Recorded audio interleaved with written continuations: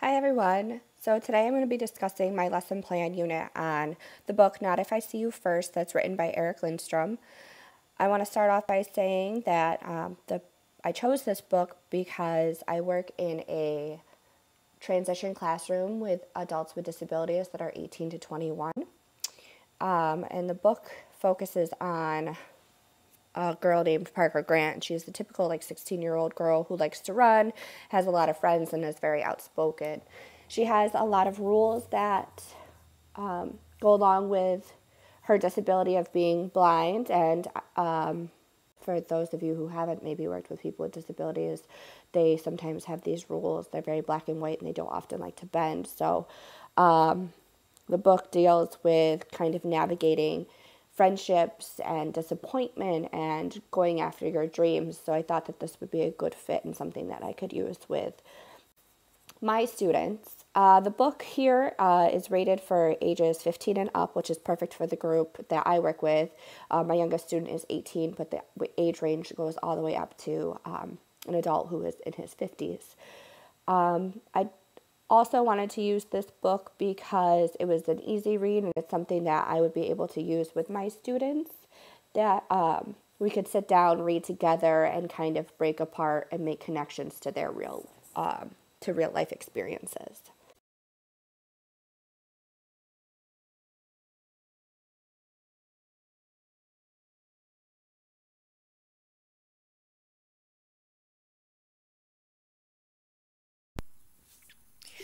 First off, I want to start off by reading a little summary and synopsis about what the book is about. I have tried to record myself speaking to the book and telling you what it was all about, but I kept losing my train of thought, so I found something to read to you all so that you could get a more clear picture about what the book is about.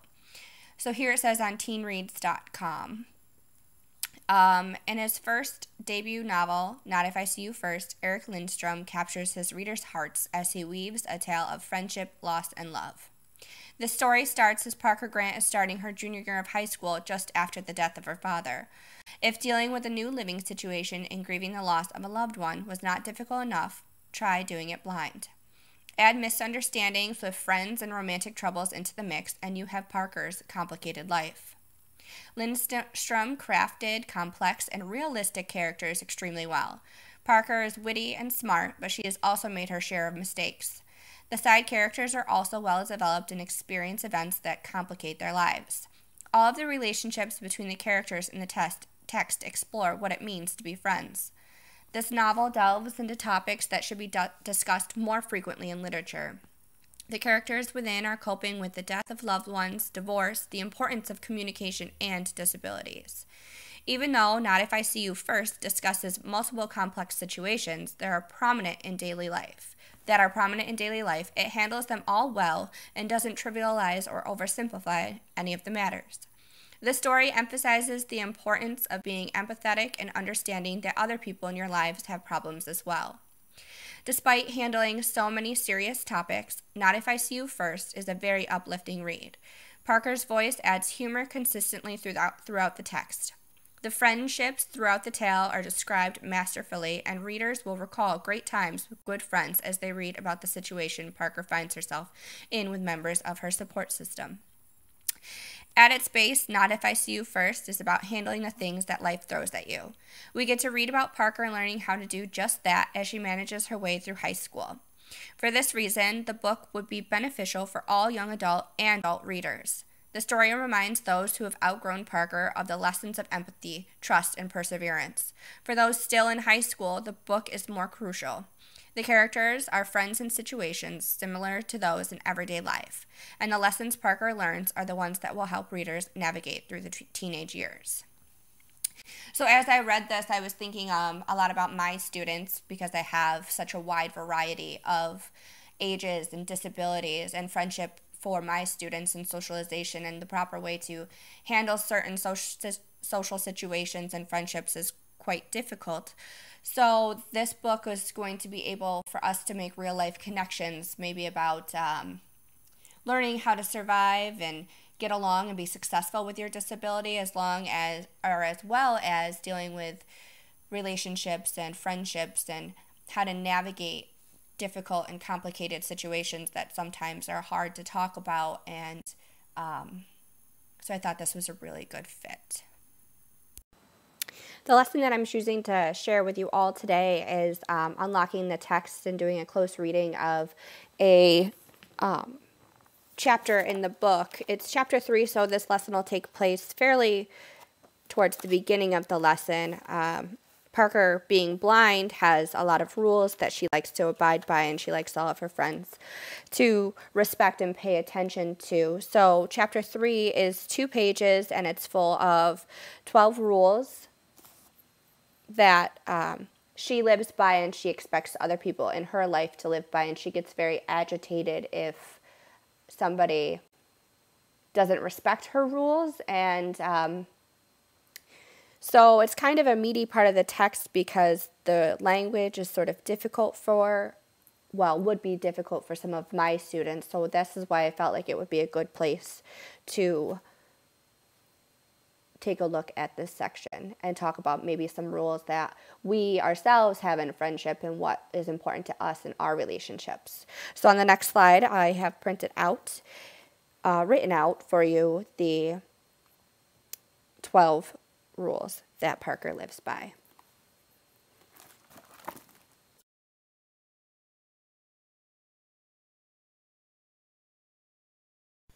So here are the rules that Parker Grant likes to live by. What I would do in my classroom is have these printed out so each of my students can get one of these in front of them, and they'll be able to talk about the rules out loud, and that will also be able to mark up their papers without ruining the books. So the first rule is don't ever deceive me ever, especially using my blindness, especially in public. 2, don't touch me without asking or warning me. I can't see it coming. I will always be surprised, and I will probably hurt you. Rule 3, don't touch my cane or any of my stuff. I need everything to be exactly where I left it, obviously. Don't help me unless I ask. Otherwise, you're just getting in my way or bothering me. 5, don't talk extra loud to me. I'm not deaf. You'd be surprised how often this happens. If you're not surprised, you ought to be. Rule 6, don't talk to people I'm with like they're my handlers. And yes, that happens all the time. So I won't continue to read the rest of them because you all yourselves can read. But for some of my students, this is a difficult task. So I would read through all the rules with them, and maybe repeat a few of them if they need that. And then I would go through, and since they're already numbered, I won't have them annotate on the side to number the rules, but maybe we'll discuss the first one together as a class. So I will say out loud, don't ever deceive me, ever, especially using my blindness, especially in public. So I would ask the group of students to maybe highlight or circle a word there that they don't understand or don't know what the meaning is. So just knowing my students right now off the bat, I would pretty much assume that they would circle or highlight deceive or especially. These are 2 tougher words. And then we would do the second one together. Don't touch me without asking or warning me. I can't see it coming. I will always be surprised, and I will probably hurt you. This one, there might not be so many circles, but there's a tone that Parker uses, which is kind of her wittiness and her humor and sarcasm. And sarcasm is sometimes a difficult tone to pick up for people. And then we would just go through that and pick out words that we might not understand or certain nuances that maybe Parker's using in her speech that might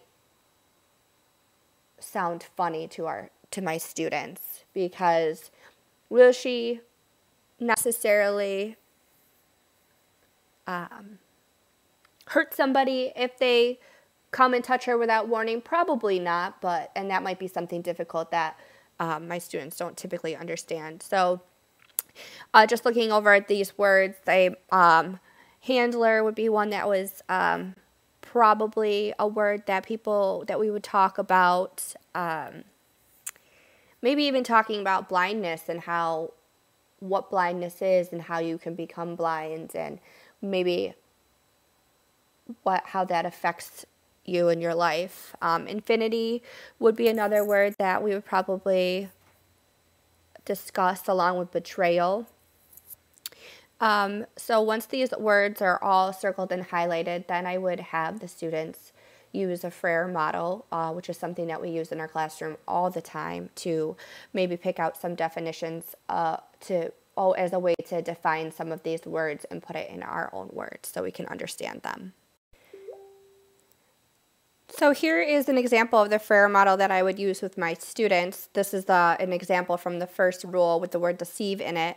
We've done this, like I said before, with my students in the past in our classroom, so they're used to the way that it works, and I have some non-readers and some readers that are in my classroom. So for the first one is definition, and each student has either an iPad or a laptop that they know to get out when we are using the Frere model. So they're allowed to look up the definition, but they have to put it in their own words and use it so that they can be able to retell somebody else what this bigger, more complicated word means. We also do a visual or an illustration, so this is just a picture I found from clip art, but normally my students often use stick figures with word bubbles to kind of convey what the word means to them. And then for examples and non-examples, we usually like to try and make them a little bit personal. So like for this one, for an example, it would be when somebody lies to me. Non-example is when someone is being honest. And this way it kind of helps my students grasp a simpler meaning of the word. So after this, we would discuss these different words, and then we would move on to the next part of the activity.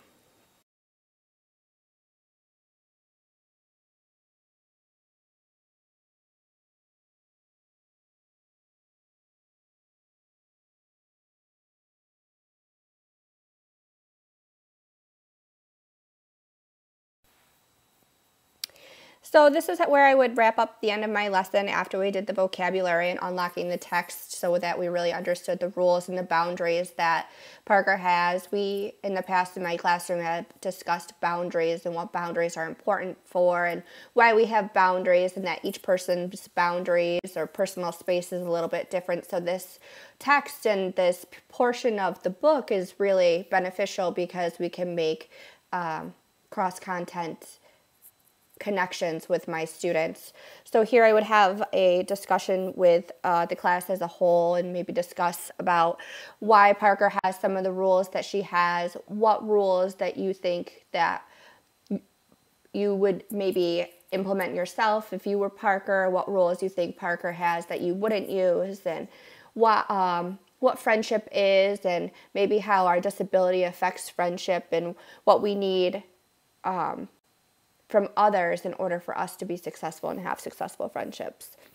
So that would be part of our classroom discussion, and then our extension activity that we would do and that I would want all students to do, which some might get there sooner or take longer. Some will be more extensive depending on whether which level of thinking that they're able to get to, or some people will write their own set of rules or maybe draw a few pictures or cut out from magazines what they think their rules for friendship in their lives are. So I hope you enjoyed listening to my lesson. Yeah, thank you. Bye.